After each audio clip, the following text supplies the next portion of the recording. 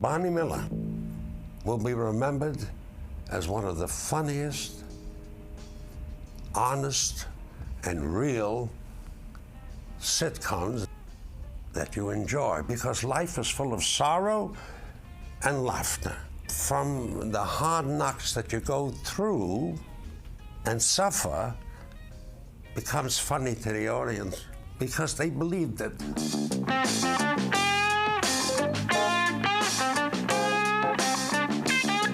The teacher came into the class and she says, well, we're casting for a play called Candlelight. We have only one role open, that of a 50-year-old Baron von Richthofen. Who would like to audition? I raised my hand along with the 30 children. She looked around the room and she says, I think you'll do. What is your name? And I said, Abe. She says, you look old. I'll give you the role. And that's how it started since the age of 6. The original pilot of Barney Miller, I agreed to do it. I was doing a musical at the time. I was doing Pajama Game on Broadway. And, but we had a clause in the contract. They had to let me out to do a pilot. I went out to California and did the original pilot, which was with a different cast and had a kind of a different texture. It was the life and times of Barney Miller, and it was half the home life, half a family sitcom, and the other half in the squad room. I'm an athlete, actually. Have been all my life. And I was jogging on the street and my agent came running. He says they're casting for a sitcom called Barney Miller. And I'd like you to go up immediately, go to Studio City, and the producer is there, a man called Danny Arnold, and he wants to see, they want to see you. Danny told me he actually came up to audition for a different part. He came up to audition for the part that turned into Yamana. There was a different character written at the time. In the first pilot, I can't remember his name. I think it was he had an Italian name, the guy who sat at that desk. And Abe came up for that part because he was just off the Godfather. And Danny took one look at him and said, I got the part for you. I guess you saw it was just a physical thing, really. Now they've seen my work in The Godfather. I went in there and I thought I was going to audition, but he kept talking to me. He says, we have a role here, the old cop in the precinct. He's a very tired old cop. And he's the oldest one in the precinct. Detective Fish, his name is. And you look like you have hemorrhoids. I said, what? What is it? Are you a doctor or a director? Yes, he examined me and said what he's been saying for 18 years. I need an operation. Well, at least we'll save some money. All the ointment I've been buying for 20 years. We could have bought a boat. Don't cry, Bernice. You'll just aggravate my condition. He said, you look like Fish in my mind when I wrote the role. You got it. I couldn't get anyone to do anything to me. For any amount of money. And that pilot did not sell. So I went back to Broadway. Did you know that Einstein flunked math in school? So did I. That's right, and you made Sergeant. Just goes to show you, don't it? Danny, I guess, knew the potential for that situation that he had in mind, and he got ABC to do 2 more episodes. I remember getting a call from my agent. They said, well, you got an audition. It's a cop show, but I don't know, it's a comedy. Like, so you maybe don't want to waste your time, you know. And I said, that sounds cool. And I went in and I met Danny Arnold. Danny mortgaged his house and bought out the deficit finances, so he was in charge, produced the the next 2 episodes of Barney Miller with a different cast. I auditioned for the role that had been in the first pilot, Kaczynski. So in a way it was, you know, he ended up changing the name to Wojciechowicz when they offered me the part. He told me that it was a cop who saw everything in terms of black and white. He said, I did this pilot once before. I had an actor. I really liked him. Unfortunately, he's directing a play in New York right now. He's not available. And you're really not anything like him. But what, you want to read or not? If that goes on my record that I wasn't telling the truth, you know, that I'm a liar, that I can't be trusted, I've had it as a law enforcement officer. That's true. It is? I mean, I wasn't expecting you to agree with me. And I read, and when I left, he said, you showed me there's another way to do it. Danny said to me, actually, we were having dinner, actually, I think when we were shooting the 2 episodes, and someone at the table asked him, why was I selected? What he said was, he had seen the Rothschilds, and he wanted to imbue the character of Barney with a sense of Talmudic justice. That was his phrase. The character had to be able to see that the distance from one side of the table to the other side of the table, from the cop to the perp, wasn't that far. Even the CIA, at its most cunning, could they come up with a group like that? I used to see certain characters around the Lower East Side, the mafia type and this kind of thing, and so I didn't need any research. I was brought up with this kind of personality. And there, but for the grace of Lord knows what, go all of us. And I think that sense was what empowered the whole series.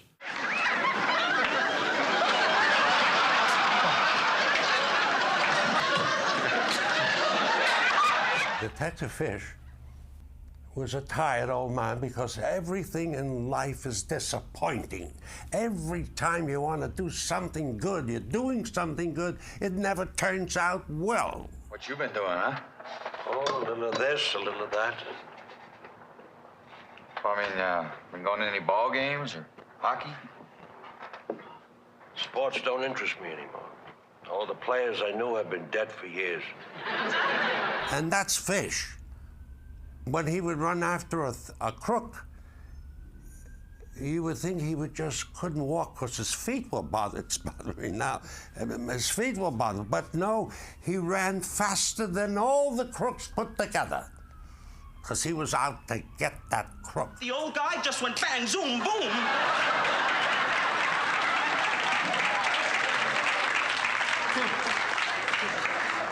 Yeah. I mean, how'd you do that? That's got to be 12 feet across there, huh? What do you think, you're playing with kids? And I just went into it cold and developed it as the lines suggested me to do or what to say. Danny wrote the original scripts, and they were pretty direct and pretty well outlined, let me put it that way. Each one of the characters was a part of Danny, but another part of his genius was that he would see something in actors and he would connect in with that. We are the sum total of our experiences, and we dig into our experiences and pick those out that propel a character out that fulfills what the writer wrote. That's the whole function. Oftentimes, Wojo was the reactionary. You know, we can't have this. And then Barney would have to come in like a father figure and say, you did what? You made this call? Or why are we getting involved in this? So there was some of that in terms of the actor and, or the characters of Wojo and Barney that you didn't really have with the others. With others of us, where he created the character first, he saw stuff in us. And so it was a reiterative process that went on, you know, back and forth between the writers and the actors as we saw how people approached material and what people did with it. Max, the person, is very passionate about causes and stuff, and I think maybe Hal, not so much, just more of a regular guy, you know, regular working actor with a wife and kids, and just like his character had a wife and kids, and that was what worked. It seemed that whatever Fish did and the way he spoke, I seemed to recognize right away. I was just doing it. Just doing it. Where are you going, Fish, they would say. And I'd say, I'm going to the bathroom. Harris and Wojo are chasing him through the sewers. For the sewers? Yeah. Down there? I'd better wait.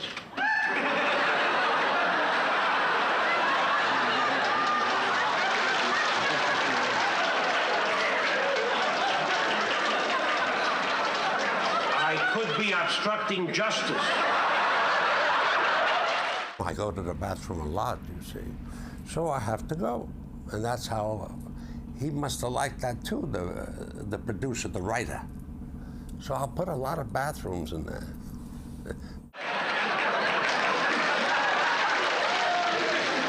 I gotta go to the bathroom. Downstairs. When he goes to the bathroom, he goes very slowly because he's a tired old cop. And he's also very pessimistic because every time you're going to you're going to collar somebody, so to speak, you're going to arrest somebody, it never works out the way you wanted it to. I'm always disappointed. So that's the way I was, a pagoda. So I just did that. And it worked. It became real. It became fun. That's the good word. It became fun. I was never acting, just like in The Godfather. I was not acting in The Godfather, and I'm not acting in Fish. But it's a different person, a different character. Fish is altogether different than The Godfather, Tessio. No comparison. Yeah. When you had this detail and you were out in the park, what did you do? I mean, did you use the men's room or the ladies' room? I waited. That's no alternative. My feet were bothering me. I had hemorrhoids, all that stuff. Why would you laugh? Why would I laugh? Why would I think of it? Why?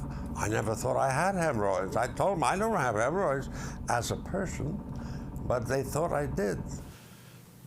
Ron Glass played, what shall I say, very self-involved character, and that played itself into our relationship. I used to mess with Ron Glass because Ron has a great physical grace. He's a wonderful athlete. He's done a lot of Shakespeare. You know, he had a whole lot of chops. In my view, he tended to sometimes get set on how he was going to do something. Worst comes to worst, we can always go eeny, meeny, miny, moe. Hey, let's do 1 potato, 2 potato, huh? Eventually, that became so much a part of our byplay, you know. And I know there were times where I would be just standing thinking, you know, lost in my thought about the scene or something, totally oblivious to Ron, who also had a highly tuned sense of people in space. And, you know, so sometimes I do that consciously and sometimes I do it unconsciously. Hey, it's really good to have you back, man.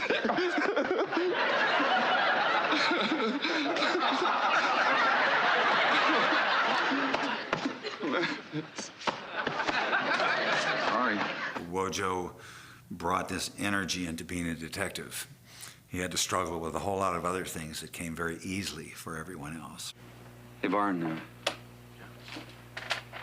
Inspector Luger's out there fiddling around with the bazooka.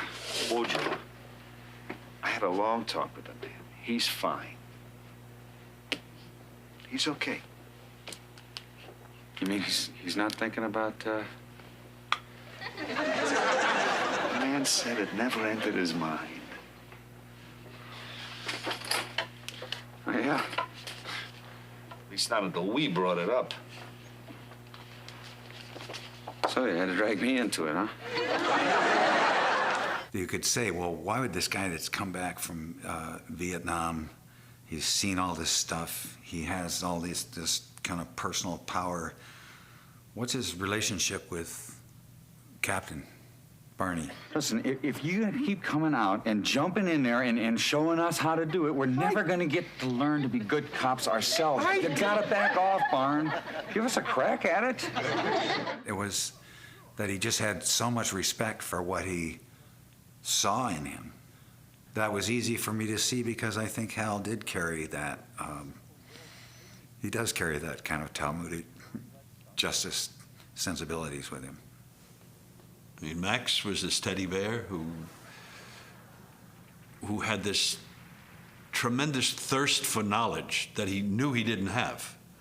So he was always looking things up and checking out, and in the process, knocking over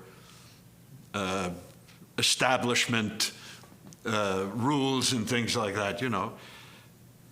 And I guess maybe just on a personal level, Wojo and Barney had that kind of father-son relationship where every time he had a personal problem, he brought it to Barney, and that relationship just grew. There was a little special spark between them, whether it was a father-son or a boss underling, whatever it was. There was something that really was compelling about these two, with the way they would, you know, the conflict that they would have when they would interact. You may not think so, Barney, but sometimes we can help you out, you know, by talking, like you do for us.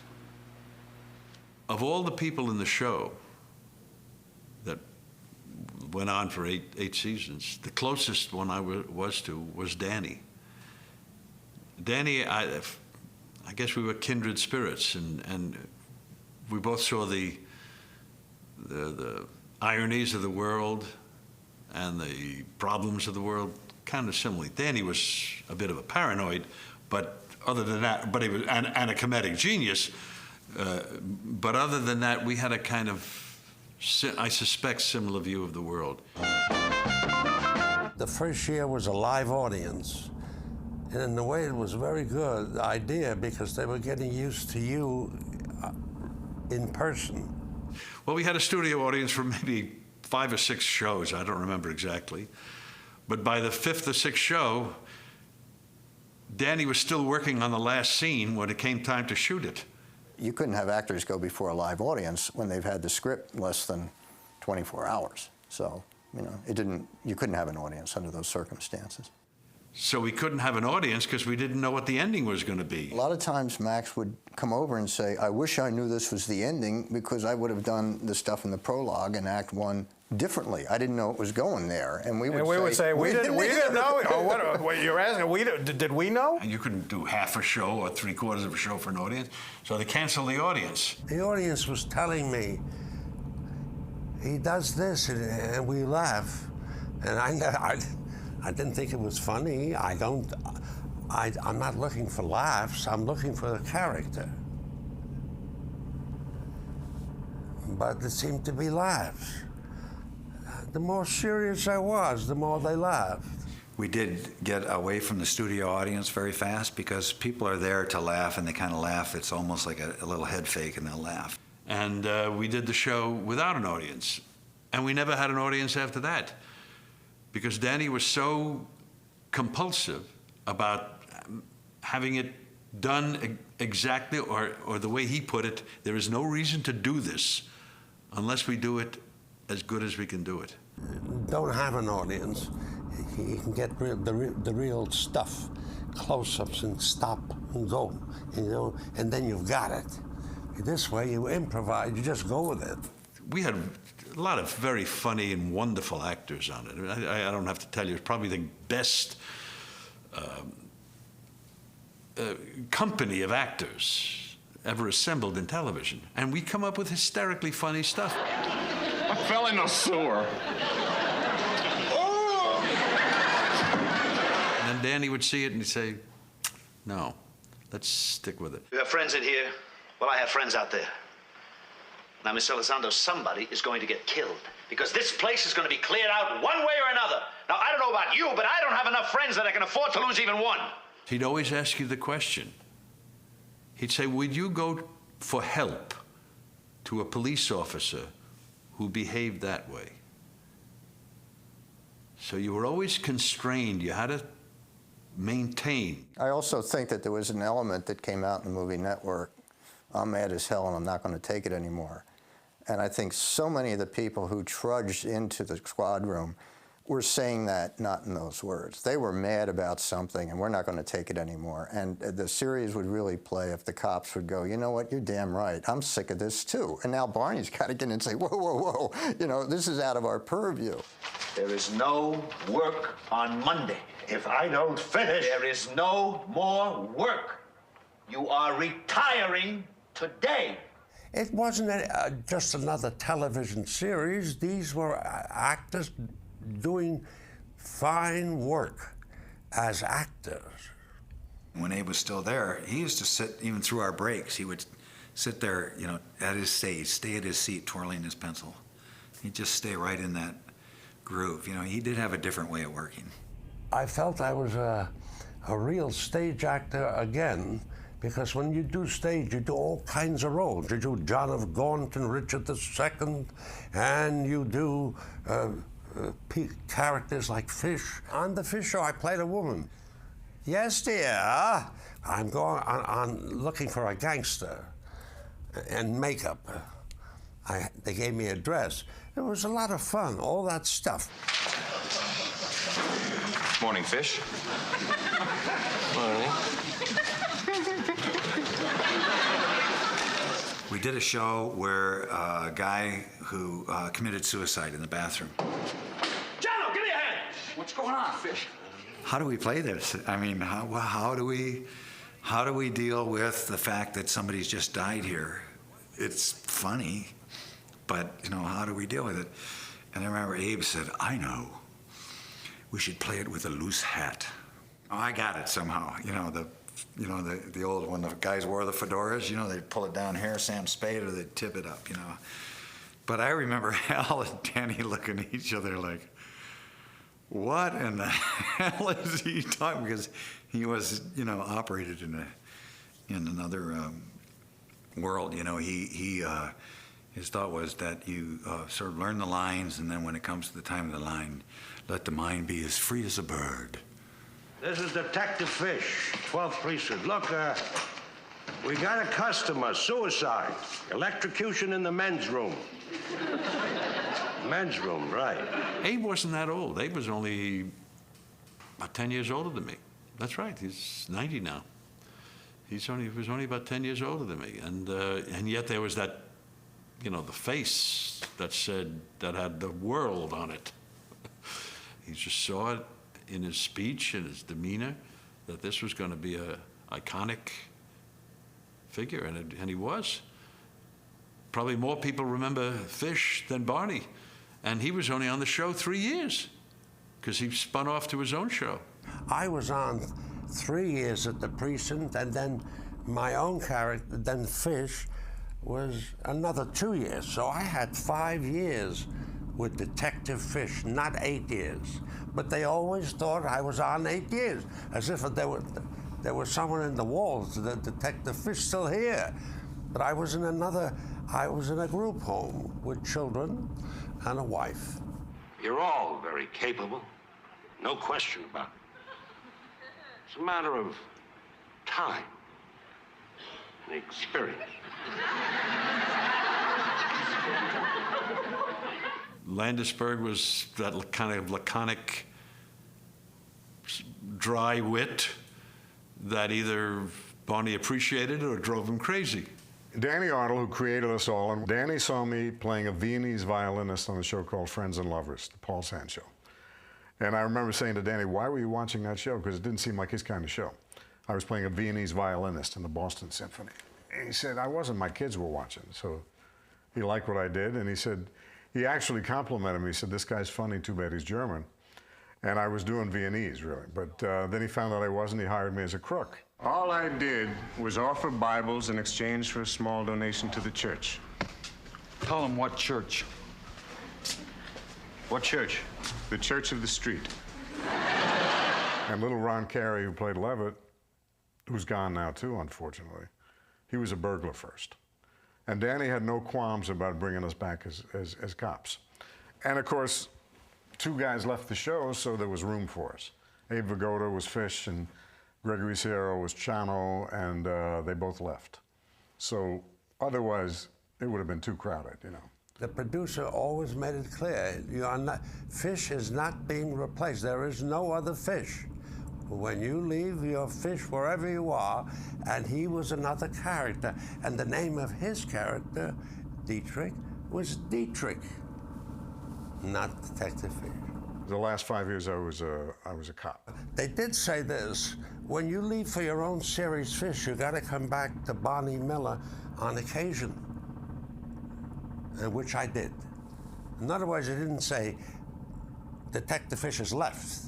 No, he will come by every once. That's what did happen. Nick? Yo. You take care of yourself. You too. Jack's character, Yamana, was a betting man. So was Jack. They both liked to bet. Mostly, I just remember how much fun it was to work with Jack. And then, unfortunately, he got sick pretty early. Jack had that organic. Ron Carey used to say organic. When you're organically funny, you can't learn it. It's just there, you know. You got those chops. You have those comedy chops. I knew Jack as an actor, and he was funny. I mean, he was just naturally funny. When Jack died, there was a question of how we were going to deal with it. He'd been on the board as being assigned to the district attorney's office. So how are we going to deal with it? We couldn't ignore it. There were those of us, myself included, who thought it would make a great script. That is, the fact that he had not been at the district attorney's office, but didn't want anybody to know he was sick. And we would deal with, the characters would deal with their relationship with Jack, would deal with death. Danny said, no, I don't want to trade on Jack's death. And so he did a memorial show for Jack, where the actors, Al Linden, Max Gale, Ron Glass, Steve Landisberg, each, and he didn't script it. He said, I want you to say what you felt about Jack. And he intercut it with Jack's wonderful humor. Mr. Ravalli, will you hold it a minute? I gotta find a pencil.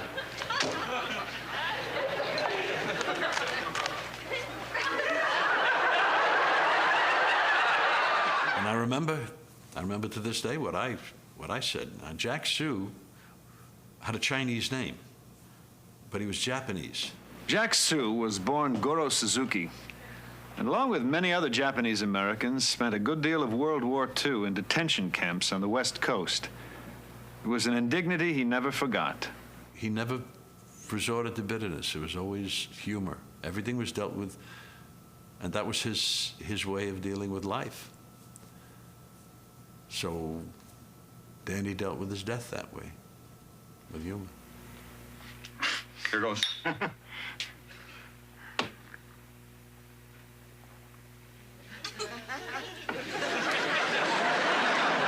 too bad, huh? All these years I thought it was me. To you, Jack.